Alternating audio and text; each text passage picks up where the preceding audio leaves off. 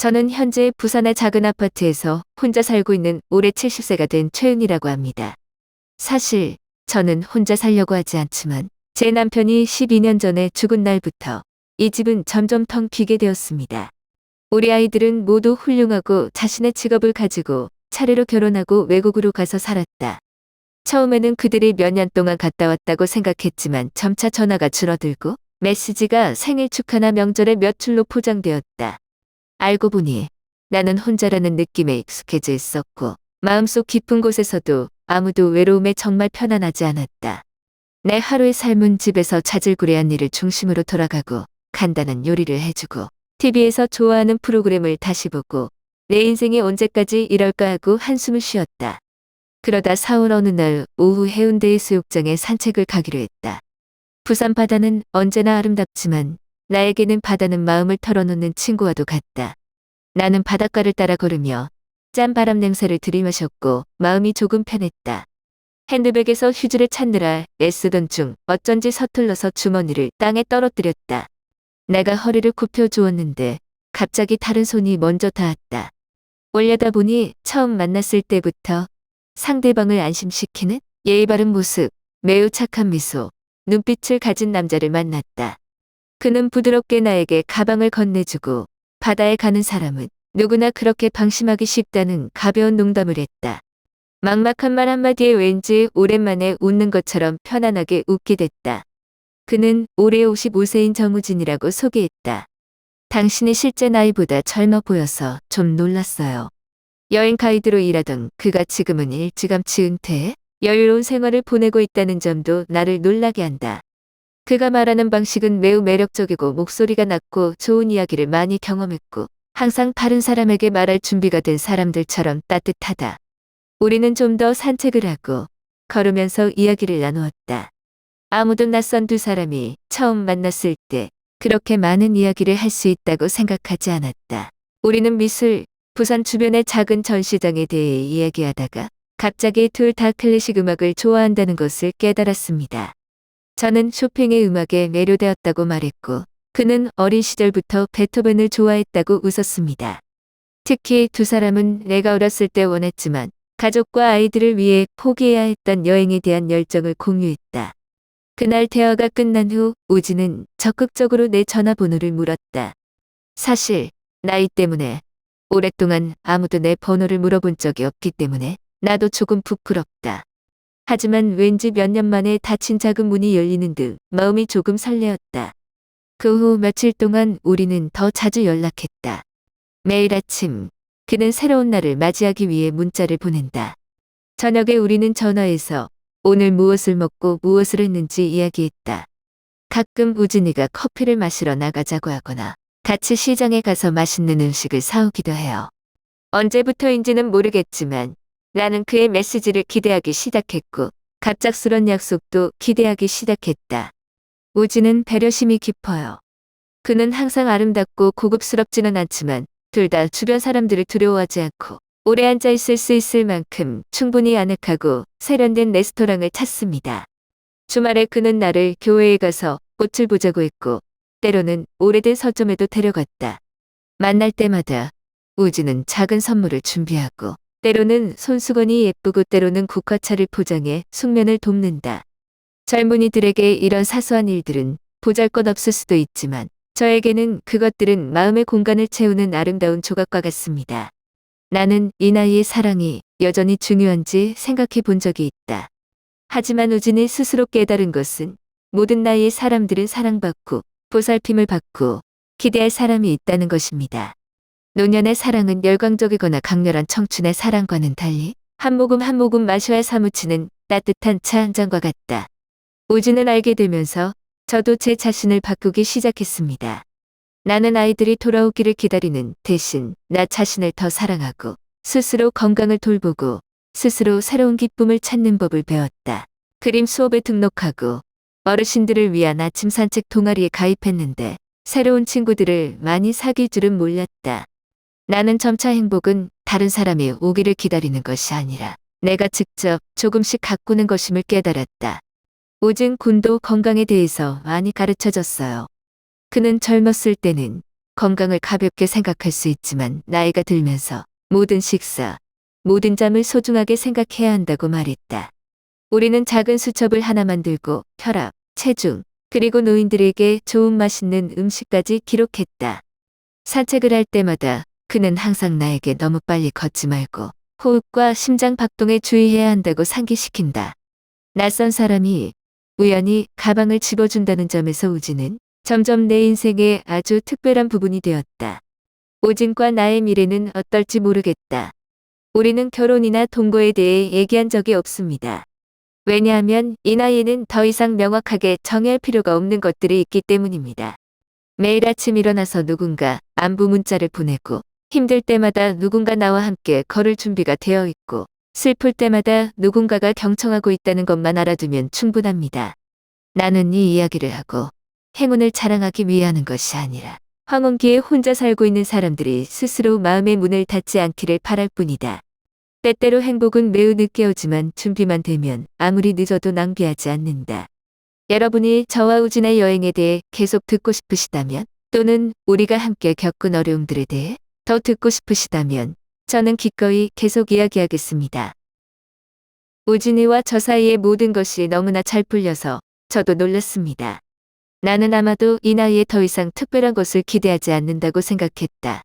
매일 작은 기쁨을 함께 나누고 함께 이야기하고 함께 나눌 사람이 있는 것만으로도 충분합니다. 하지만 알고 보니 인생에는 항상 예상치 못한 놀라움이 있었다. 그날 오후 우진은 평소처럼 부드러운 목소리로 문자를 보냈다. 은희야, 이번 주말에 우리 집에 놀러 올래? 1박만 있으면 맛있는 밥 해줄게. 나는 약간 멈췄다. 우리가 만난 날부터 우리 둘은 카페, 레스토랑 또는 몇 번의 짧은 여행에서만 만났다. 그가 나를 자기 집으로 초대하는 것은 이번이 처음이다. 일부는 부끄럽고 다른 일부는 긴장된다. 하지만 6개월 이상 함께 있고 감정도 충분히 깊고 거부할 이유가 없다고 생각했다. 그래서 저는 고개를 끄덕여 승낙했습니다. 우진의 집은 우리 집에서 멀지 않은 바닷가 바로 근처의 작고 조용한 동네에 있었다. 예쁜 작은 집, 낮게 푸른 나무로 뒤덮여 있고 아주 아름다운 분홍색 종이 꽃받침도 있다. 안으로 들어서니 집이 너무 깨끗하고 깔끔해서 놀랐다. 좀 이상해요. 사람이 오래 사는 집이 아니라 손님을 맞이하기 위해 급하게 정리한 것 같다. 가구도 매우 적고 구석마다 이상하고 잡지에 전시된 견본주택처럼 느껴집니다. 나는 그를 놀렸다. 혼자 사는데 이렇게 깔끔해요? 혼자인 남자는 원래 잘 까불죠? 우진은 살짝 웃으며 말했다. 당신은 가구가 많지 않고 단순하게 살아요. 그리고 여행 가이드로 일하면서 살림살이에 익숙해지고 어딜 가나 작은 여행 가방 하나 들고 다니는데 나는 그 말을 듣고 더 이상 묻지 않았다. 그날 저녁 식사는 아주 맛있었다. 우진은 갈비 김치찌개를 끓이고 몇 가지 간단하지만 완전한 맛의 펜찬이 추가되었다. 우리는 와인 한 병을 열었고 창가에 앉아 바다를 바라보았고 바람이 시원하고 예상할 정도로 평화로웠다. 우진은 팀을 유럽으로 데려간 첫 여행, 길가의 작은 호텔에서의 기쁜 추억, 방문객을 잃거나 예상치 못한 사고를 당했을 때의 이야기를 들려준다. 나는 또한 그의 젊은 시절 직장에 다니면서 아이들을 돌보던 날들, 수십 년 동안 남겨진 여행 꿈에 대해 그에게 이야기했다. 그런데 한 가지, 그날 저녁 내내 우진이가 뭔가 숨기고 있는 느낌이 들어요. 그는 여느 때처럼 웃으면서 말했지만 눈빛은 때때로 뭔가를 생각하는 것처럼 산만했다. 나는 묻지 않았다. 누구나 쉽게 공유하지 않는 자신만의 코너가 있다고 생각합니다. 특히 만난 지 얼마 되지 않은 사람과요. 새벽 2시경 나는 화장실에 가려고 잠에서 깼다. 등이 흐릿하게 잠들어 있었고 나는 거실로 가기 위해 불빛을 추적했다. 방으로 돌아가려다가 뜻밖에도 복도 끝에 굳게 잠긴 문이 보였다. 문은 하얗게 칠해져 있고 작고 낡은 열쇠 밖에 걸려 있다. 우진 씨 집의 가구는 깔끔하고 현대적이었지만 그 문 자체만으로도 뭔가 좀 달랐다. 마치 여기에 속하지 않는 것처럼요. 막연한 불안감이 내 마음속을 파고들었다. 나는 그것이 영감인지 아니면 너무 오랫동안 혼자 사는 할머니의 이유 없는 감수성인지 잘 모르겠다. 저는 몇 초 동안 거기 서 있다가 스스로에게 말했습니다. 너무 많은 생각을 했나 봐요. 누구나 중고품, 서류, 잡동사니를 넣을 수 있는 방이 따로 있다. 그러나 내 램은 계속 무거웠고 그 문 뒤에서 내가 열기를 기다리는 무언가가 있는 것 같았다. 나는 침대로 돌아와 누웠지만 뒤척이면서 잠을 이루지 못했다. 오지는 옆에 누워 숨을 고르고 비밀이 전혀 없는 것처럼 평온한 표정을 지었다. 나는 그에게 등을 돌렸지만 머리는 그 문에 대한 이미지를 맴돌았다. 혹시 내가 아는 부드럽고 따뜻한 우진 뒤에는 그가 나를 만지지 못하게 한 숨겨진 구석이 또 있을까? 나는 한참을 망설였다. 이성적인 부부는 꼬치꼬치 캐묻지 말고 우진의 사적인 공간을 침해하지 말라고 한다. 하지만 생각하면 할수록 호기심은 더 커졌다. 왠지 그 문은 눈에 보이지 않는 매력을 가지고 있는 것 같았고 외면하려고 할수록 마음이 아팠다. 결국 한숨을 내쉬며 그냥 살짝 훑어보고 바로 닫아버리고 아무것도 만지지 않겠다고 다짐했다. 나는 밖에 걸려있는 작은 열쇠를 움켜쥐었고 손이 떨렸다. 열쇠는 자물쇠에 들어가서 아주 잘 맞았고 살짝 돌렸고 문은 1시간 동안 탁탁하고 울린 다음 열렸다. 안은 어두웠고 은은한 곰팡이 냄새가 났고 마치 이 방은 오랫동안 아무도 들어오지 않은 것 같았다. 나는 전등 스위치를 더듬어 찾았고 차가운 하얀 불빛이 튀어 나와 익숙해지기 위해 눈을 약간 가늘게 떴다. 그리고 그 순간 심장이 멎을 것 같았다. 내 앞에는 선반에 여성복들이 줄지어 걸려 있었다. 그것은 새 것이 아니라 모두 중고품이다. 매우 세심하게 관리되고 평평하며 심지어 세탁된 것처럼 은은한 냄새가 난다. 더 가까이 다가가서 손가락이 직물 하나하나를 만지고 마음이 의문투성이었다. 이 옷은 누구 옷이에요? 우진이 혼자 살면서 왜 이렇게 많은 여자 옷들을 갖고 있어요? 옷장 옆에는 작은 유리 캐비닛이 있다. 그 안에는 반지, 팔찌, 브로치, 심지어 꽃을 수놓은 손수건 등 오래된 장신구들로 가득 차 있다. 하나하나 다 너무 예쁜데 너무 낡았어요. 죽은 사람의 기념품 같아요. 나는 손을 뻗어 유리장을 열었고 수건들 사이 끼인 작은 사진에 눈이 멈췄다. 사진 속 얼굴이 잘 보이는 순간 온몸이 차가워 다리가 거의 주저앉았다. 3년 전 갑자기 실종된 내 절친 박지영이다. 나는 지영이가 짧은 메시지 한 줄만 남기고 무소식이었던 그날을 생생하게 기억한다. 경찰도 개입했지만 단서를 찾지 못했다.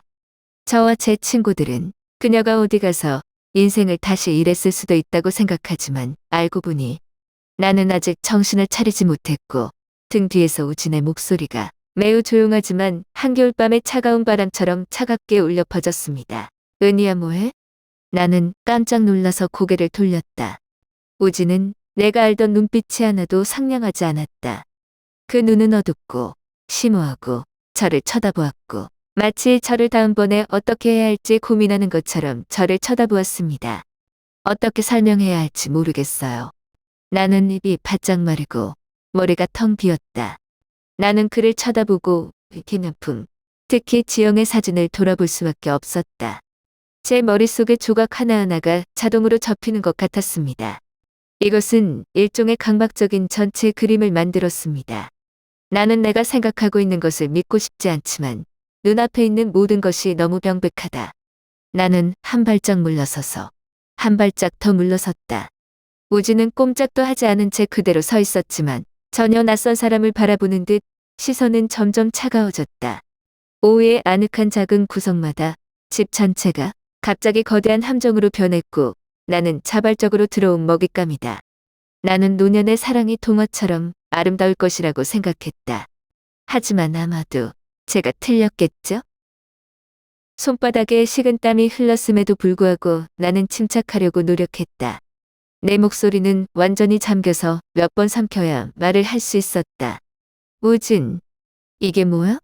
왜 지영이 사진 있어요? 나는 그가 이것이 우연일 뿐이거나 우연한 농담이라고 말하며 웃기를 바랬다. 하지만 아닙니다. 우진이 나를 향해 천천히 걸어오는데 1초도 눈빛을 떼지 않는다. 그의 목소리는 순결처럼 가볍지만 가슴을 짓누르는 돌처럼 무겁다. 은희야, 너무 많이 알 필요 없어. 너무 행복해요. 그렇죠. 온몸이 차갑게 느껴져 뒤통수에 머리카락 한 올 한 올이 곤두서는 것 같았다. 매 끼니마다 친절하게 손을 닦아주던, 찬바람이 불 때 내 어깨에 수건을 두르고 있던, 내 앞에 있던 그 남자는 이제는 그의 눈빛이 금속처럼 차갑고 내 살을 도려낼 수 있을 정도로 차가웠다. 한 발짝 더 물러나 유리장 가장자리에 살짝 부딪히자 안에 든 장신구들이 가볍게 흔들렸다. 방 전체, 작은 세부 사항, 조용하게 깔끔하게 늘어선 모든 물건이 갑자기 이상한 그림처럼 나타났다. 이것은 단순한 수집품이 아니다. 이것이 우진의 생일을 밟은 여인들의 마지막 유물인 잔해다. 나와 같았던 사람들은 부드럽고 섬세하고 여자의 마음을 잘 아는 남자를 만나서 행운하라고 생각했다. 나는 머리를 식히려고 노력했지만 전에 나눈 대화의 기억이 자꾸만 되살아났다. 우진은 재미있는 이야기를 많이 했지만 결코 옛사랑에 대해 이야기한 적이 없다. 내가 과거를 상기시킬 때마다 그는 항상 회피한다. 나는 누구나 잊을 수 없는 일들이 있기 때문에 아마도 그것은 반복할 가치가 없는 마음의 상처일 것이라고 생각했다. 하지만 이제 나는 그것들이 정상적인 이별의 사랑이 아니라는 것을 이해했다. 다시 돌아올 날이 없는 이별이다. 나는 다시 한번 방을 둘러보았다. 옷 한 벌, 손수건 한 장, 반지 한 장. 모두 우진이만 아는 이야기가 있어요. 이 모든 이야기들은 이 아무런 방에서 끝이 납니다. 갑자기 우진이가 왜 혼자 사는지 알겠는데 집이 너무 깔끔하다. 그 사람 말고는 아무도 흔적을 남기거나 아무렇게나 늘어놓을 수 있는 생존 기회가 없었기 때문이다. 내 몸에서 피가 응고되는 느낌이다. 나는 떨리지 않는 목소리를 유지하려고 노력했지만 입술은 굳어 있었다. 우진은 여전히 거기 서 있고 미소는 아주 가벼운데 그 가벼움이 나를 소름 끼치게 한다. 더 이상 내가 사랑했던, 믿었던 우진이가 아니다. 지금 내 앞에 서 있는 사람은 완전히 낯선 사람이고 너무 무서운 비밀을 가지고 있는 남자이다. 뒤돌아서서 도망치고 싶었지만 두 다리가 바닥에 붙어 있는 것 같았다. 우진은 여전히 더 이상 걸음을 옮기지 않았지만 눈빛이 나를 꽉 가렸다. 마치 작은 쥐가 끝나기 전에 어떤 반응을 보일지 기다리는 고양이 같은 느낌이다. 내 머릿속에는 단 한 가지 생각이 있다. 여기서 나가야 돼. 여기서 나가야 돼. 그런데 어떻게 탈출하지? 그리고 더 중요한 것은 만약 제가 여기서 나간다면 우진이 저를 보내줄까요? 아니면 제가 유리장 안에 새로 추가된 사진일까요? 우진이 듣는 줄 알았을 정도로 심장이 뛰어도 두려움을 못 드러낸다는 것을 안다. 나는 깊게 숨을 들이쉬고 딸고 있는 입술을 얇은 미소로 억지로 밀어넣었고 내 목소리는 바람처럼 가볍다. 자기야, 그냥 궁금해서 그래. 죄송합니다. 아니면 침실로 돌아가 볼까요? 늦었어. 우진은 나의 작은 움직임 하나하나를 살피는 듯한 눈빛으로 가만히 있었다. 그 순간 저는 그가 생각하고 있다는 것을 알았습니다. 제가 정말 궁금했을 뿐인가요? 아니면 보이지 말아야 할 것을 보았나요? 우진의 눈에서 눈을 떼지 않고 미소를 지었습니다. 그는 몇 초 더 침묵했고 갑자기 미소를 지었다. 내가 열정적이던 부드러운 익숙한 미소. 맞아. 늦었어. 우리 쉬자. 나는 그를 따라 그 아무런 방에서 걸어나갔고 한 걸음 한 걸음 돌멩이처럼 무거웠다. 내 머리는 빙빙 돌았고 집의 약도를 기억하려고 노력했고 침실에서 정문까지의 거리를 계산했다. 알아요. 오늘 밤에 탈출하지 못하면 다시는 여길 떠나지 못할 수도 있어요. 정문을 지나갈 때 나는 기회가 단 한 번뿐이라는 것을 알았다. 이를 악물고 생기를 북돋우며 우진의 발을 힘껏 밟았다. 그것은 수십 년 동안 물통을 들고 밥솥을 들고 다니며 어린아이를 돌보던 한 여성의 발길질이었다. 가볍지 않다. 우진은 비틀거리며 균형을 잃고 옆으로 넘어졌다. 뒤돌아볼 겨를도 없이 나는 문고리를 움켜쥐고 휙 열고는 정신 나간 사람처럼 밖으로 돌진했다. 다리가 몇 개의 계단에 부딪혀 따끔따끔 아팠지만 감히 멈출 수가 없었다. 나는 내가 얼마나 멀리 뛰었는지 모르고 밤바람이 얼굴을 찬찬히 때리고 내 숨결이 따갑다는 것만 안다. 24시간 편의점의 불빛을 볼 때까지 나는 감히 무너져 소리 없이 울었다. 나는 곧장 가장 가까운 경찰서에 가서 모든 것을 이야기하면서 중단 없이 말했다. 경찰은 처음엔 내가 공황 상태나 상상을 했다고 생각했지만 3년 전 미스터리로 실종된 지영에 대해 언급하자도 진지하게 경청하기 시작했다. 밤중에 경찰과 나는 우진의 집으로 돌아갔다. 하지만 바닷가에 작은 집은 비어 있었다. 오지는 존재하지도 않았던 것처럼 깔끔하게 사라졌다. 신비로운 방에 있는 모든 가구, 옷, 여성 기념물 모두 아직 거기에 있지만 오진의 흔적은 없다. 마치 그가 공기 중으로 증발한 것 같다. 내가 가장 집착하는 것은 경찰이 입수한 오래된 파일에는 오진 공과 왕래했던 여성들의 목록이 있다는 것이다. 모두 중년 혹은 나이 든 여성이고 혼자 살고 가까운 친척이 없는 여성이다.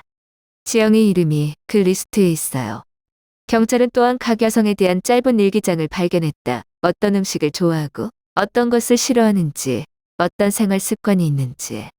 마치 오진의 귀중한 골동품을 연구하는 수집가처럼 꼼꼼하고 철저하게 한 사람 한 사람을 연구한 것처럼 말이다. 하지만 그것이 가장 끔찍한 것은 아닙니다. 저를 숨막히게 한 것은 마지막 노트에 저를 다룬 페이지가 거의 꽉 차 있다는 것이었습니다.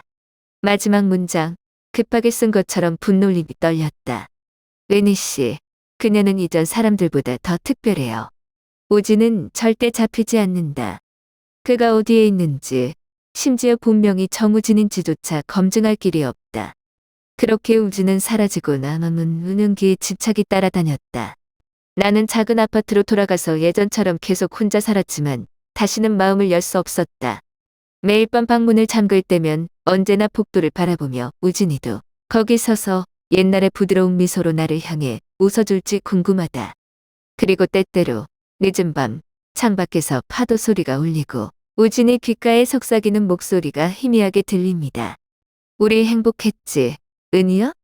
그 끔찍한 밤 이후 저는 평범한 삶으로 돌아가려고 노력했습니다. 매일 아침 여전히 차 한 잔을 만들고 바닷바람을 맞기 위해 창문을 열고 저녁에 다시 TV를 켜서 오래된 뉴스 프로그램이나 다큐멘터리를 봅니다. 겉으로 보기에는 조용하고 단순하며 눈에 띄지 않는 부산의 다른 혼자 사는 할머니들과 다를 바 없다. 하지만 나만 알고 내 속은 예전 같지 않다. 그날 밤 우진의 눈빛을 잊을 수가 없어요. 마치 내가 그가 가졌던 가장 좋아하는 먹잇감인 것처럼 눈빛이 차갑고 상냥했다. 그 눈빛은 부산이 늦봄, 서늘한 날씨임에도 불구하고 잠결에 한밤중에 아른거리는 꿈속에서 잠에서 깨어나 옷깃에 흠뻑 젖은 땀을 들고 나왔다. 나는 잠자리에 들기 전에 적어도 3번 문을 잠그는 것을 확인하는 새로운 습관을 개발하기 시작했다. 마트 가서 누가 따라오나 둘러보고 바다에 산책하러 갈 때마다 나는 어느 익숙한 장소에 오래 앉아 있을 엄두가 나지 않는다. 제가 그날 제자리에 앉으면 우진이가 또 나타날까봐 겁이 나서 바로 뒤에 서 있었어요. 나는 시간이 지나면 두려움과 집착, 모든 기억을 무색하게 만들 것이라고 생각한다. 하지만 아닙니다. 석 달 후, 어느 날 오후, 나는 발신인의 이름이 적힌 작은 소포를 받았다. 저는 캐나다에 있는 제 딸이 평소처럼 차나 비타민을 조금 보낸 줄 알았어요. 아니, 안에는 우진이 사귄 지 6주년이 되던 날 선물해준 반지처럼 심플한 금반지 하나만 들어있었다. 손이 너무 떨려서 반지가 바닥에 떨어져 찻잔 밑으로 굴러 들어갔다. 나는 쪼그리고 앉아 반지를 집어들고 심장이 드럼처럼 뛰었다. 상자 밑바닥에는 노트에서 잘린 작은 종이 조각이 있고 글씨는 매우 깔끔하고 매우 친숙한 것이다. 우리 아직 안 끝났어, 은희야. 나는 반지를 따라 쪽지를 거의 떨어뜨릴 뻔했다. 목이 바짝 마르고 눈이 화끈거려요. 지난 몇 달 동안 저는 우진이가 외국에 나갔을 수도 있고 다른 도시에 숨어 있었을 수도 있고 혹은 가장 좋았었을 수도 있다고 스스로를 위로해왔습니다. 그는 제가 모르는 곳에서 체포되었죠. 하지만 아닙니다. 그는 어디에도 가본 적이 없다. 그는 아직 여기 있다. 제 바로 근처에 있을지도 몰라요. 아마도 매일 내가 시장에 가거나 바다를 걸을 때 그 눈빛은 여전히 어딘가에서 나를 지켜보고 있을 것이다. 나는 경찰에 신고하지 않았다. 부분적으로 내가 알기 때문에 그들은 직접적인 위협의 실제 행동이 없을 때 아무것도 할 수 없습니다. 다른 부분은 나는 두렵다.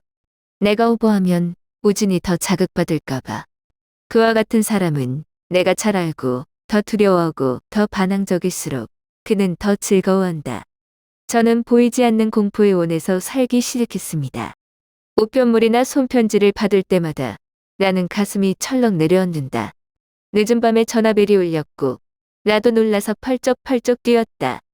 전화번호를 바꿨는데 우진이가 상상도 못했던 어떤 경로로 연락할 수 있는 방법을 찾아낼 것 같은 느낌이 들어요.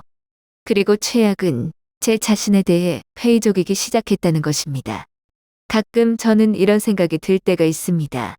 제가 지나치게 상상하고 있는 걸까요? 그 충격으로 내가 신경이 곤두선 건 아닐까?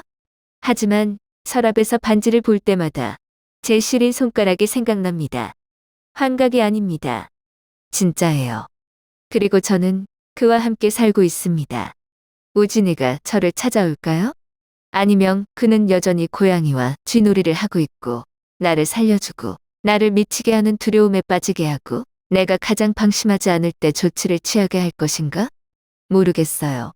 정말 모르겠어요. 제가 이 이야기를 꺼낸 것은 동정심을 얻기 위해서가 아니라 저와 같은 나이 든 여성 혼자 사는 사람들을 위해서였습니다. 조심하세요. 늦게 오는 사랑은 때로는 선물이 아니라 달콤한 말과 따뜻한 미소로 감싸는 함정이다. 저는 그 함정에 빠졌고 탈출했지만 어쩌면 다시는 진정으로 평화롭지 못할지도 모릅니다. 만약 여러분이 다음에 무슨 일이 있었는지 듣고 싶다면 우진이 정말로 돌아왔는지 그리고 제가 이 두려움에 대처하기 위해 무엇을 했는지 말씀드리겠습니다. 누가 이 이야기를 읽을 수 있는지 한 가지만 기억하기를 바랍니다. 누군가의 착한 의무를 절대 완전히 믿지 마십시오. 특히 당신이 황혼기이고 손에 잡히는 손을 갈망할 때. 왜냐하면 때때로 그 손은 가장 어두운 바닥으로 끌어내리는 손일 수도 있습니다.